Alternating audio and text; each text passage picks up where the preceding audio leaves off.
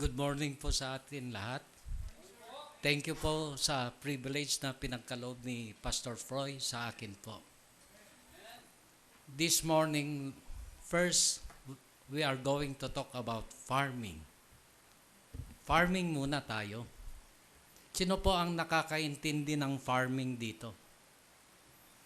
Sa mga elementary, di ba, may project kayo ng planting, farming na konti-konti. Bago po tayo magtatanim, let's have a good farmers. Kailangan natin ng magaling na farmers. Then, we have a good seeds. Di ba? Kailangan piling-pili yon, binhi sa Tagalog. Sa Ilocano, similya yata yun eh. Binhi. Pagkatapos, we need a good land. Maring yung malambot na lupa o matigas. We need the good land. Then, we have a distance. Diba, kailangan natin ng distance. Para ang tanim po natin lalago. Naririnig ba ninyo ako sa likod? Amen. Then, we need examine. Kung tumubo, kailangan po natin examine yon tubo niya. Kung may pestilin o wala. Kung inuod o hindi. Then, we gave fertilizer. Diba? Linalagyan natin ng konting abono, organic or inorganic fertilizer. Kailangan po yan. Then, we have joy. Pag namunga na yung tanim po natin, tuwang-tuwa tayo. Diba? Tuwang-tuwa po tayo. Then, it gives protection. Dahil siyempre, marami po tayong bunga, nagbibigay po sa atin ng protection, nagbibigay ng gagastusin po natin, shelter, food. Ayan po ang good farmers. Like in the church today, the good farmer is our Heavenly Father. Intindihan po ninyo, good farmer is our Heavenly Father this morning. And the land is our church today. Grandview Baptist Church with love for the children sa ministry. Yan. Then we have the seeds. Sa farming seeds kasi, dito sa church, the best of the best, it's the King James Bible. Di po ba? No, naintindihan na ninyo yung ibig kong pahiwatig. Then we need distance. Ang ibig sabihin po ng distance sa 1 Thessalonians chapter 5 verse 22. Lumalakas yata yung mic, kaya umaatras ako. Abstains all appearance of evil. Yan po. Yung evil sa planting, sa farming is a pestilence. Diba? Pag nagtanim ka ng good seeds, sa panahon po ngayon, mga scientists, they have the tissue culture. Sino po ang nakakaintindi ng tissue culture dito? Hindi ninyo alam. Pag pinagsama yan, they produce good variety of fruit. Maaari yung sinta na papaya, ganito kataas, pero yung bunga hanggang sa lupa. Apple. Yan po ang mga tissue culture. Pagkatapos, if we examine the fruit, we need to abide with Christ. Kung inintindi ninyo yung sinasabi ko, pagkatapos po yon, abiding with Christ, we should give discipleship to those who like to hear the words of God. Diba? Pag na-disciplean ng mga yan, they have a joy and glorified our Heavenly Father. Di ba kung may produkto ka sa farming, natutuwa ka. Di ba? Sa last, di ba pag pupunta kayo sa bahay ng mga bahay, yung mga Kristiyano, nakikita po ninyo the Last Supper of Jesus Christ. Naintindihan po ba natin yung Last Supper ni Yesu Kristo bago po siya mamamatay? Ito po ang sinabi niya sa mga apostle niya. Buksan po natin yung Bible po natin sa John chapter 15. John chapter 15. Ito po ang sinabi niya sa apostle niya. Tumayo po tayo lahat. Babasahin ko po yun una up to verse 10 po. Alternative po tayo. Ako muna pagkatapos kayo. Hindi ko nakikita, malilit eh. Let's begin. Babasahin ko muna. I am the true vine, and my Father is the husbandman. Verse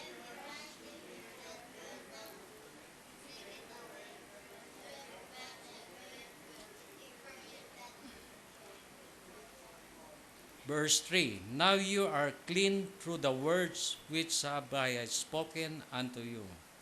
Abide in me, and I in you, as the branch cannot bear fruit of itself, except it abide in the vine. No more can you except you abide in me. Verse 5, I am the vine, you are the branches. He that abideth in me, and I in him, the same bringeth forth much fruit. For without me, you can do anything.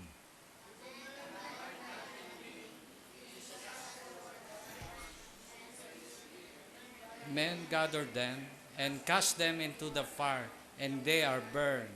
If you abide in me, and my words abide in you, you shall ask what you will, and it shall be done unto you. Hence is my Father glorified, that you bear much fruit, so shall you be my disciple. As the Father had loved me, so have I loved you. Continue you in my love. If you keep my commandment, you shall abide in my love, even as I kept my Father's commandment and abide in His love. Let's pray. Let's all bow our head. Dakilang Panginoon, salamat na naman sa umagang pinagkaloob mo sa amin. Salamat po sa mga biyaya. Salamat po sa mga pag-ibig, sa pagmamahal, sa kawan mo sa amin po. Salamat po sa umagang ito na naririto po kami. We came here to honor you, to worship you, to glorify you, and to give you praises. Encourage us today and challenge us this morning. Lahat po na ito ay binabalik po namin, lahat po na biyaya sa inyo po. All the praises we bring back to you, Lord. In Jesus, I pray. Amen. Let's all sit down. Yung Last Supper po, huling kainan na ni Yesu Kristo. Nasa upuan sila,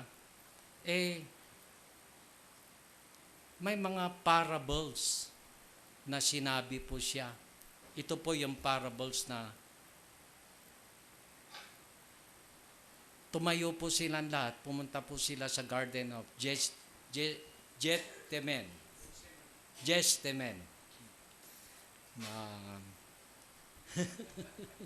Gethsemane po. Dito, sinasabi niya po ang mga parable. Kaya kung may mga mata po tayo, kailangan tignan po natin. Kung may mga tenga po tayo, kailangan pakinggan po natin ang mga parables na sinasabi po ni Yesu Kristo. Alam na alam niya.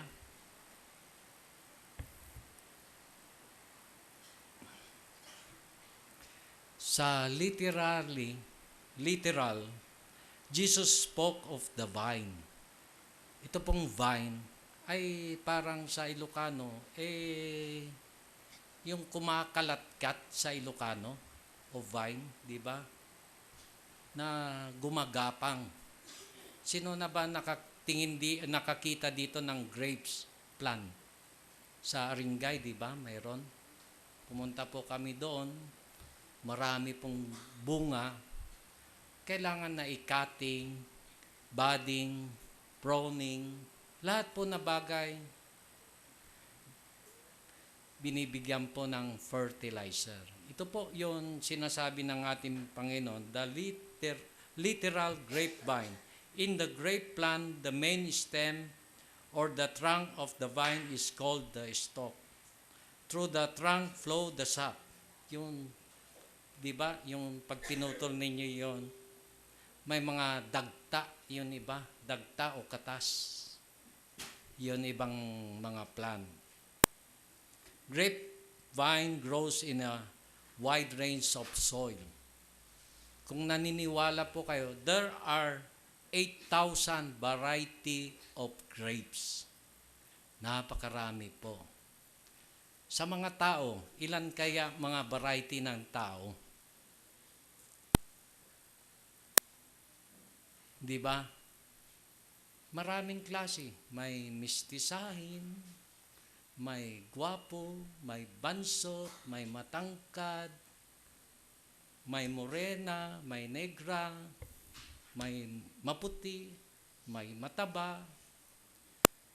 Pag kwento mo, siguro 8,000 variety rin ng mga tao. May mahabang buhok, may walang buhok, may gwapo, may pangit, may matanda, may bata, may young people.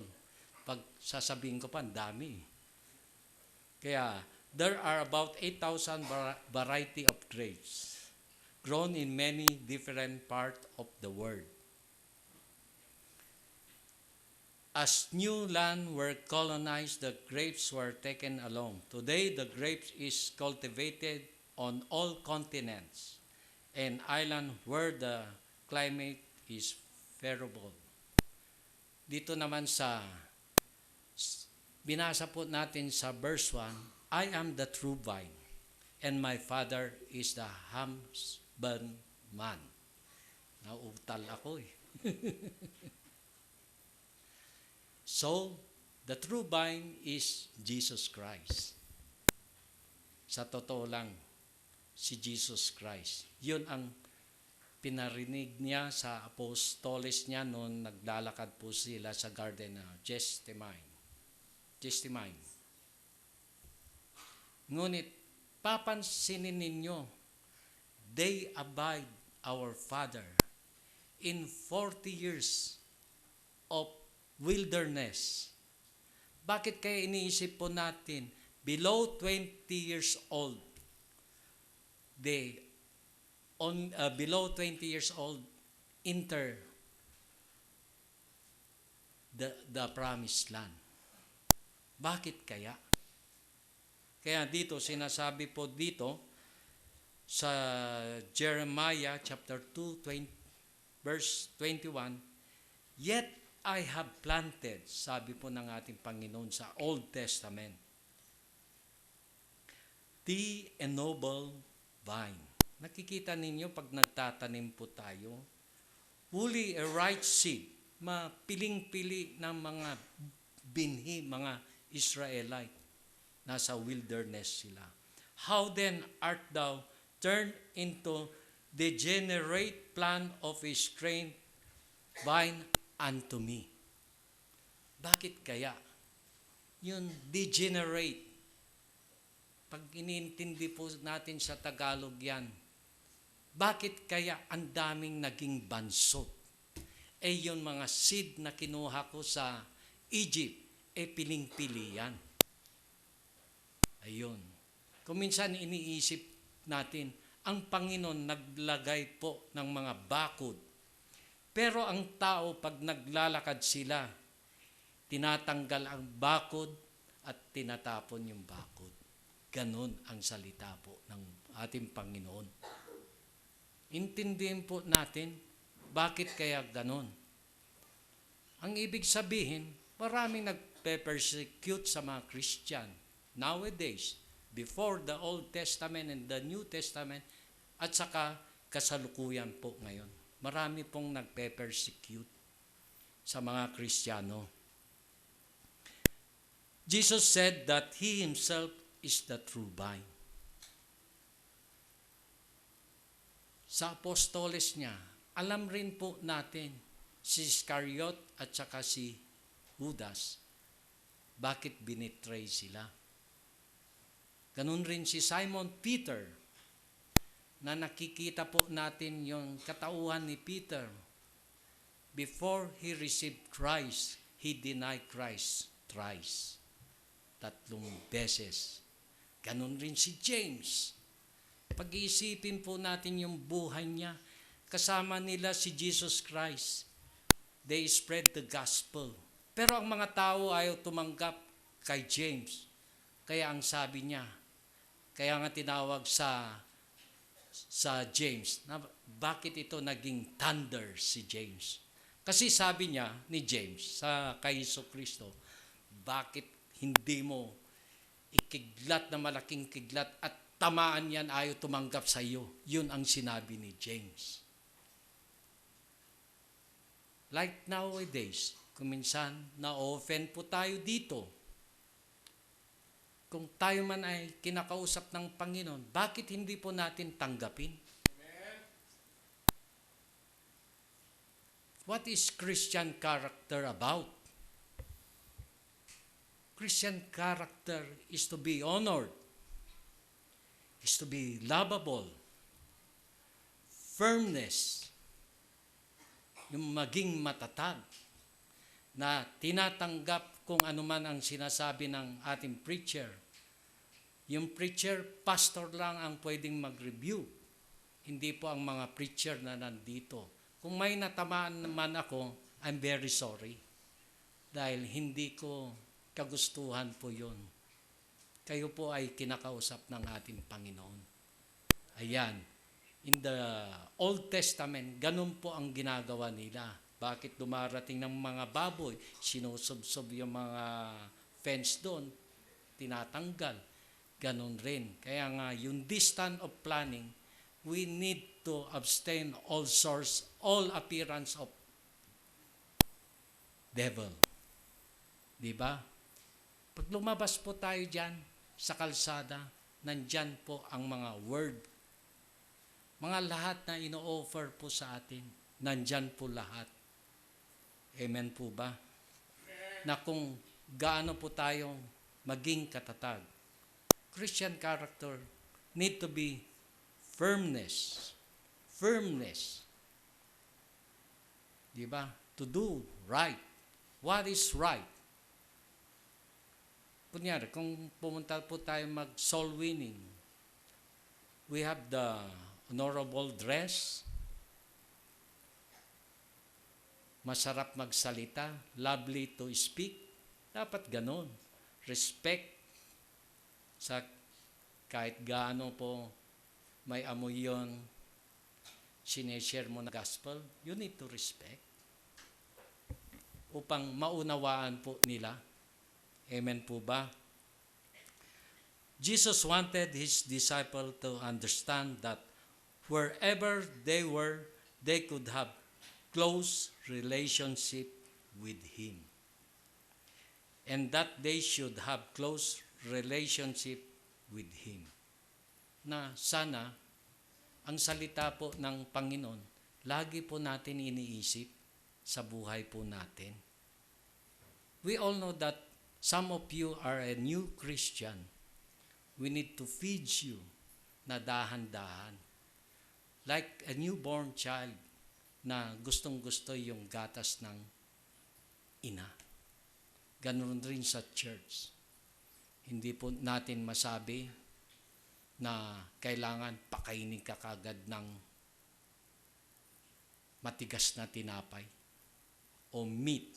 Di ba ang bata wala pang ngipin? Kailangan pakainin po kayo ng dahan-dahan. Amen po ba?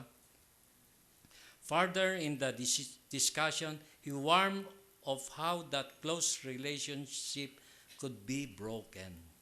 Not that eternal life would be taken away, for it would never be taken away, but that a full, joyous standing in Him could not be possible. If His instruction were not followed, He wanted them to do His work. They should understand that whatever they could accomplish for Him was because of the power working through them. Ang gusto lang ng atin si Yesu Kristo na ang kanyang ginagampanan dito sa ibabaw ng lupa, magpatuloy na magpatuloy. Jesus Christ is the true vine. We are now the branches. Kung naintindihan po natin na we are now the branches, the leaves, we are now the fruit of the gospel of Christ. Nakikita po natin na ang church, kahit wala po ang pastor po natin, bakit kaya lumalago? Dahil ba sa paghihirap ng mga ibang member? Marami po tayong nakikita na hindi active sa church. Kaya lang, hindi ninyo nakikita. Nagso-support naman sila sa church. They are the true vine of the church of Jesus Christ. Amen po ba? Amen. Medyo maiksi lang ito I studied 3 hours. Pero i-preach ko 30 minutes tapos na po ako. So, Jesus Christ is the true vine. Number 2, Jesus spoke of the branches. Yun, branches. Sino po ang mga branches? Ang mga disciple niya po. Ang mga branches. Description of the branches in the literal vine. Diba? Ang puno, may ugat, siyempre. Yung ugat dapat matibay. Pagkatapos yung katawan. Pagkatapos yung sanga. Pagkatapos yung dahon, bulaklak. Kaya kung hindi po tayo nagdistansya, nakikita po ninyo sa probinsya, ang mangga, dahon ng mangga, pag magkadikit yan, pag may hangin, lahat na bulaklak, nahulog. Tangkay na lang ang naiwan pag gumaganon. Ganon. Kailangan na lagi pong tamang ginagawa po natin. Although our flesh is weak, pinagpipilitan po natin na maging tama. Lagi po tayong hinahatak ng dyablo. Alam na alam ko, mga student, hinahatak kayo, konting bagay, hindi ko alam, may umiiyak. Yun iba, konting bagay, nagagalit. Hindi inuunawa kung anong kinakagalit yung kapatiran po natin. Kung minsan, na-offend na walang kadahilan.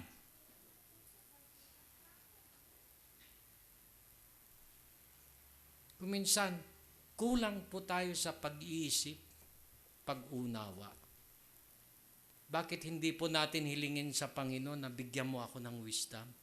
Upang maunawaan ko sana yung sinasabi ng mga kapatiran, ang mga preaching, naintindihan ko.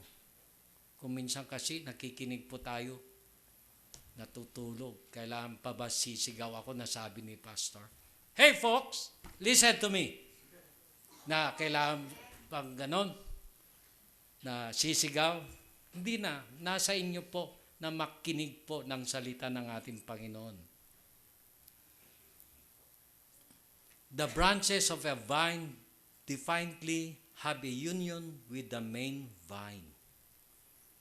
Cutting, kung minsan nakikita po natin, crossbreeding, it produces good fruit.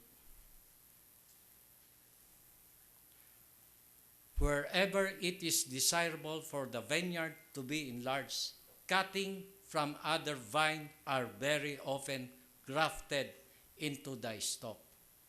Sino po ang marunong cutting, di ba? Dinidikit, tinatalian. Yun iba, para maging pwede mo itanim, tinatanggal yung balat, tinalagyan ng sabot o yun yung tinatalian, pagkatapos dextrose.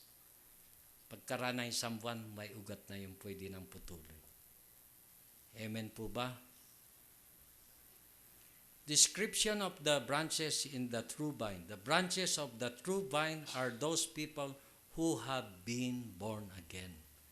Many of us today is been born again. May mga old-timer, new-timer, and visitors na nakikinig po ng gospel ng ating Panginoon. Mga old-timer, kuminsan, para silang butterfly, palipat-lipat sa church. Naghahanap po ng mga yun, mahimbing na o yung magandang salita ng pastor na hindi po sila na-offend. Paano po tayo matututo kung ang isang pastor po natin hindi marunong sumigaw sa atin? Hindi po tayo natututo. Kailangan po sigawan po tayo upang natututo po tayo. Dahil ang Panginoon, kaya niya mahal po tayo, pinapalo niya po tayo. Nakikita mo, kahit anak po natin, pinapalo po natin dahil gusto po natin matuto. Ganon rin ang Panginoon. Pinapalo po tayo upang ganon ay matututo po tayo. They have been given to Jesus by the God the Father. Ang binigay po dito, our God and Jesus Christ are one. They are one. Pagtitignan po natin, for the perfecting of saint, for the work of the ministry, for the edifying of the body of Christ. Parehas po sila. God the Father and Jesus Christ. Nagkakaisa po sila ng pagtuturong. Kaya let all submit to Christ. Husband, love your wife, and be not bitter against them.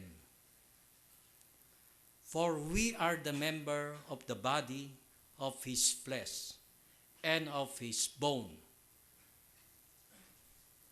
Pag-iisipin mo, noon create po tayo, di ba? Hinugot po tayo sa tadya, mga ladies, na ginawa po tayong tao. Kaya lang kung minsan iniisip po natin, may na-overcook, may half-cook, may full-cook, at medium rare. Yun, ginawa po ng ating Panginoon. Kaya kung minsan, iniisip ko rin yung sinasabi ni James, bakit kaya niya sinabi sa Panginoon ni Kristo, yun mga ayaw tumanggap ng gospel, tamaan po sana nila ng kidlat, sabi po ni James. Kung minsan, tinatanong po natin, Kristiyano ba tayo? Na kung may nagtatanong sa atin, na katanungan, saan bang BGH dito? Inaantok kayo kasi. Saan bang BGH? Di ba, dyan lang? Kung Kristiyano ka, ano kaya kung sasabihin, tumayo ka sa gitna ng kalsada, magantay ka sa sasakyan, libre pamasahe hanggang sa BGH. Di ba? Bubungguin ka ng ibang sasakyan, diretso, nandun ka na sa BGH. Kaya sabi ko kanina, a Christian need to be lovable. Hindi naintindihan ni Monica yun eh. Naintindihan mo? BGH General Hospital. Then you stand in the center of the road. Some car will pass. Then they bump you. No. You're asking, where is the BGH? then the driver who bump you will give you free ride to BGH. Hirap mag-English, ah.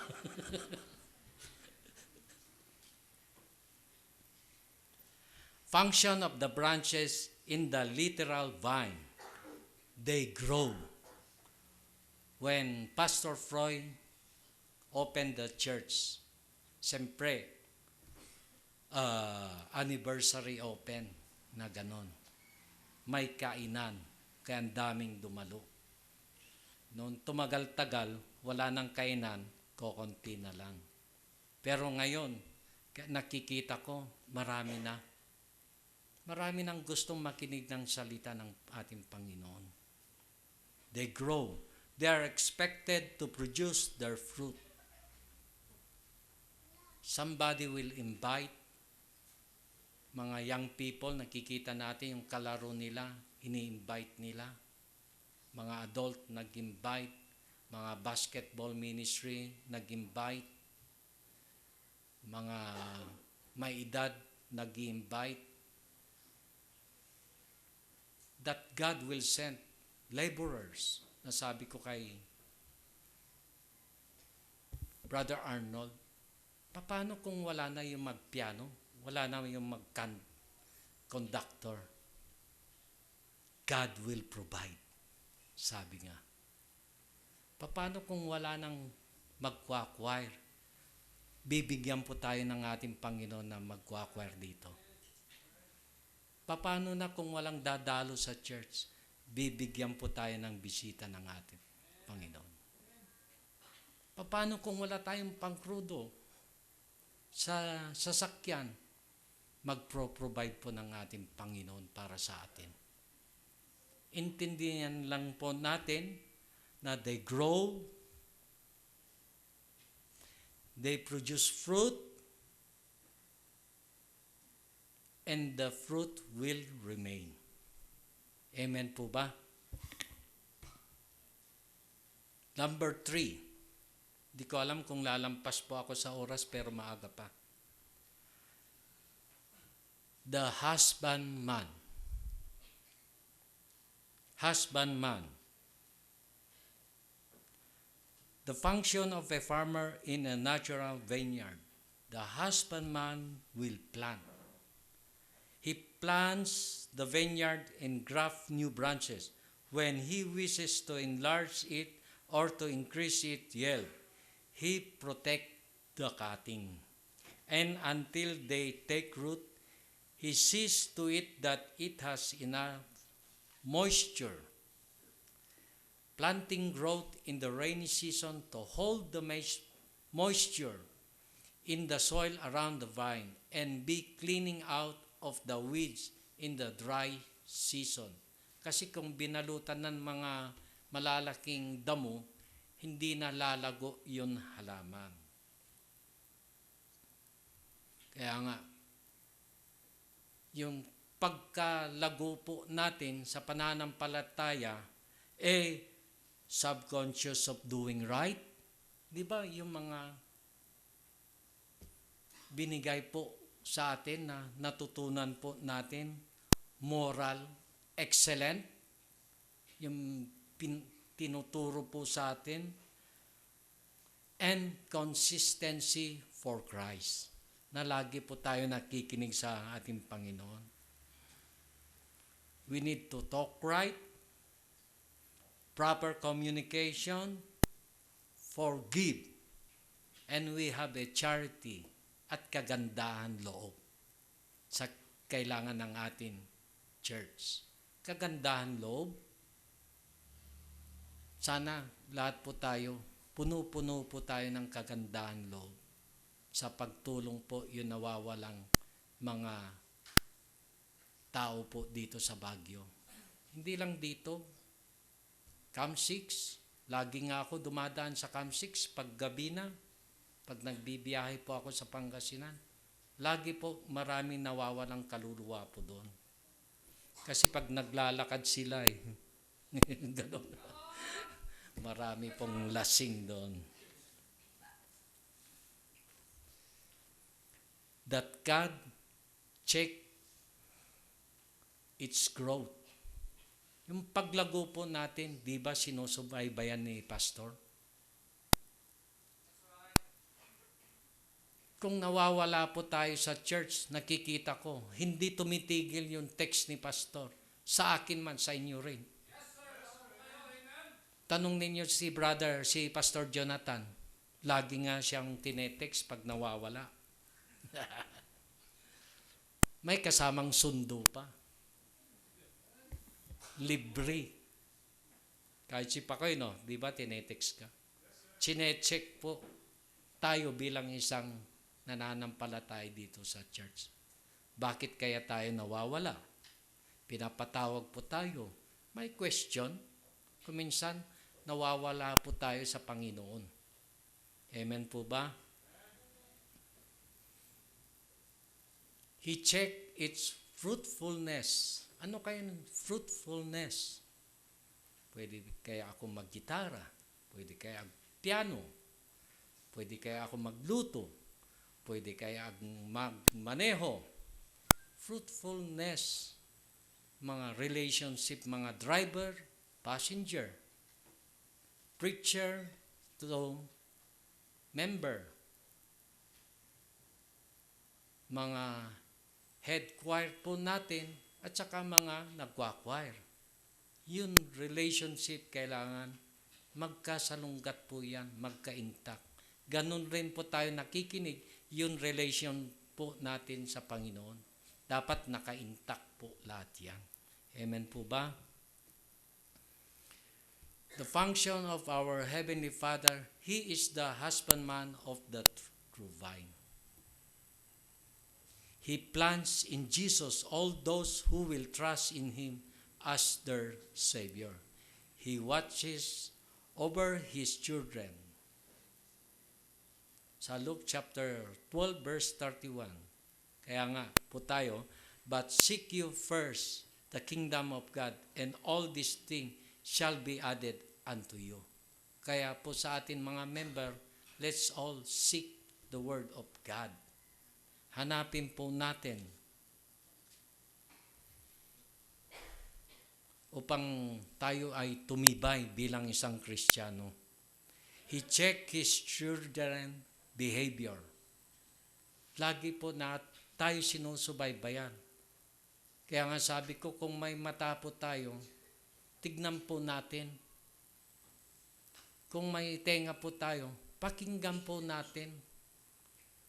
O pag-aralan po, saliksikin po natin ang Bible at i-apply po natin sa buhay po natin.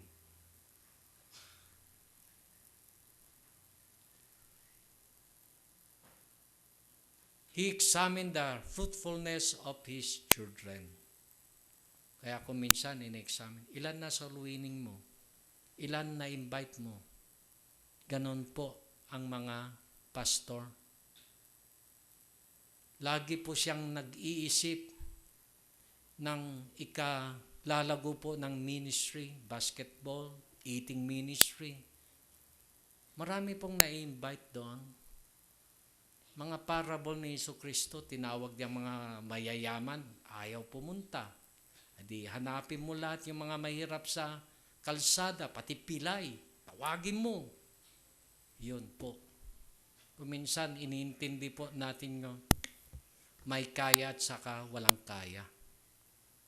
Bakit kuminsan, kung mayaman yung tao, masyadong matayog na ang paningin niya sa sarili niya. Hindi niya kailangan si Jesucristo. Kahit gaano mo ipaliwanag. In Matthew chapter 13, God speak more parables. Intindihin po natin yung parables na tinuturo niya. Mga prodigal son. Ang daming klaseng parables upang bawat isa po sa atin ay maintindihan po natin na very simple na parables, iniintindi po natin. Kung minsan ang tao kulang sa pag-unawa, kaya ang Panginoon, Jesucristo, kinuha niya sa mga parable upang madali po natin maintindihan yan. Number 4, the promises made to the abiding branches. Di ba? Sabi ng Panginoon, if you abide in me, I will abide in you. Sabi po niya, they may have anything for which they ask. Sa John chapter 15, verse 7. Ito po ang sabi niya, if you abide in me and my words abide in you, you shall ask what you will, and it shall be done unto you. If we abide in Christ, we have joy, we have peace in life. Kung nagkakamali po tayo dahil sa kagagawan po natin,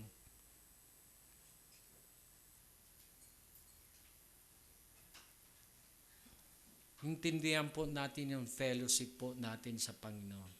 We need to abide. Subukan mo yun halaman, tanggalin mo yung isang dahon. It wither, nalalanta. Kung wala po tayo sa Panginoon, mga saved noon, na wala sa church, bakit kaya?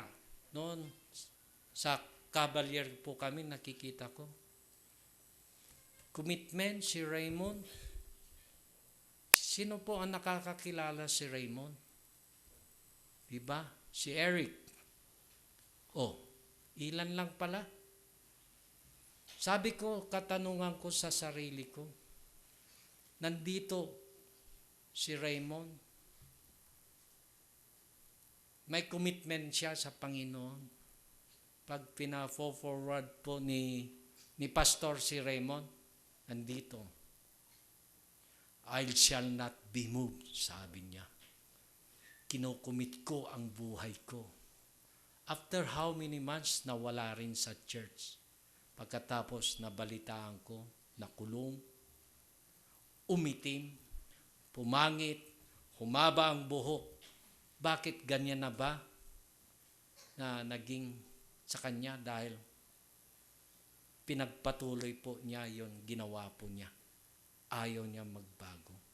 Ganun po ang Panginoon. Kaya hindi pumasok po yung mga Israelite na adult. Below 20 years old lang po ang pumasok sa Promised Land. Amen po ba?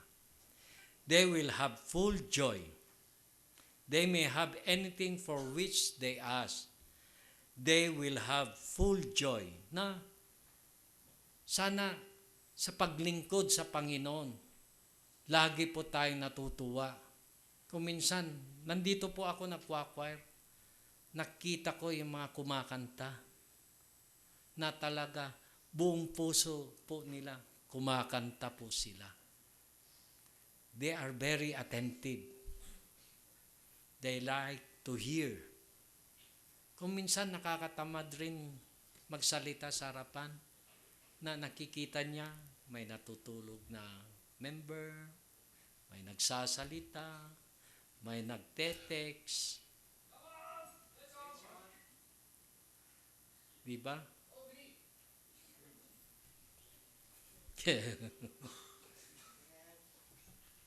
Pero, at least, may natutulog. Kung minsan yung anak ko rin natutulog, pero tatanungin mo siya, alam niya. Hindi ko alam kung nagtutulugan-tulugan na higang ganun. Kaya lang, hearing of the words of God, we must have a full joy. Matuwa po tayo. Huwag po tayo palungkot-lungkot. They will glorify our Heavenly Father. We should glorify our Heavenly Father na nasa langit, na tayo nandito.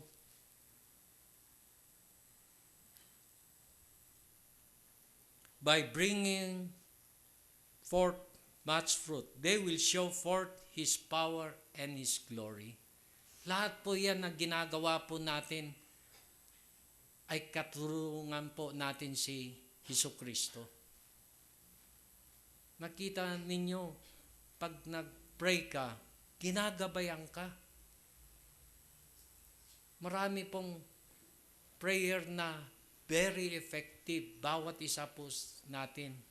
Bawat isa, we need to be prayerful. Sa bawat isa po na magtulungan po tayo. Yung po ang kailangan. So, we need to abide in Christ continually. Amen po ba? Amen. We need to abide with Christ continually. Sa chapter 15 verse 5, sabi po, I am the vine, you are the branches.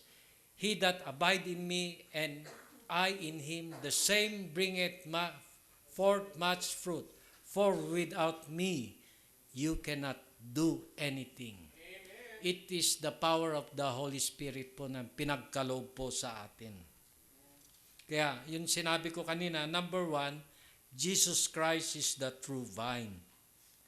Number 2, Jesus spoke of the branches, mga disciple niya, kagaya po natin ngayon.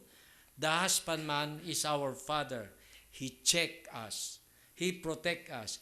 Give us security, our physical needs, and He supplied our needs.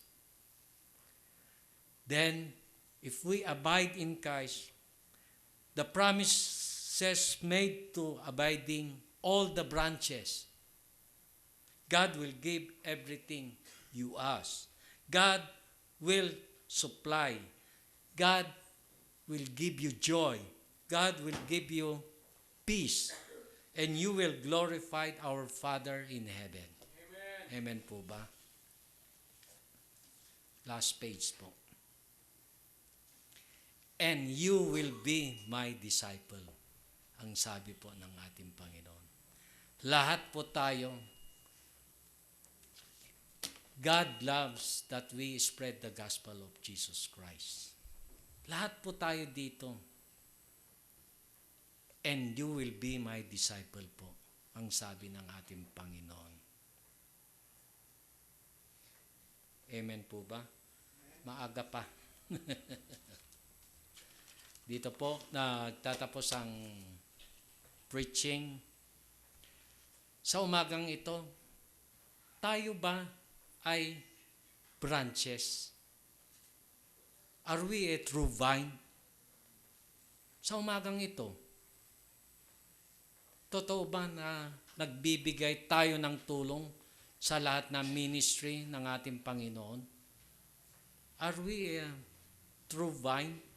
Totoo ba tayo na sanga, dahon, na nagbibigay tulong, nagbibigay ng salita ng Panginoon, nag-i-spread ng salita ng Panginoon?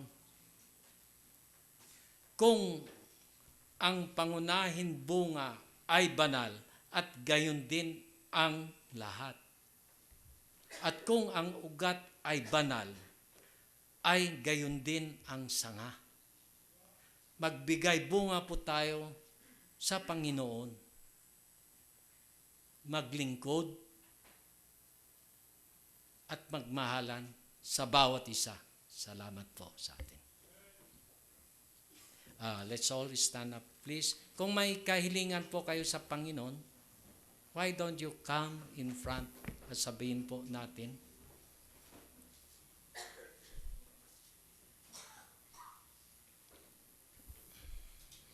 Let's all stand up. Let's pray. Dakilang Panginoon, salamat po sa amin natutunan. Sana po, kami po ang mga dahon, kami po ang mga prutas ng iyong salita. Sana po, mahal po tayo ng ating Panginoon na sana po, dinadalangin ko na magpatuloy lang po tayo. Kahit wala po ang ating pastor, magpatuloy po tayo. Sa pangalan ni Jesu Kristo, magsiupo po tayo.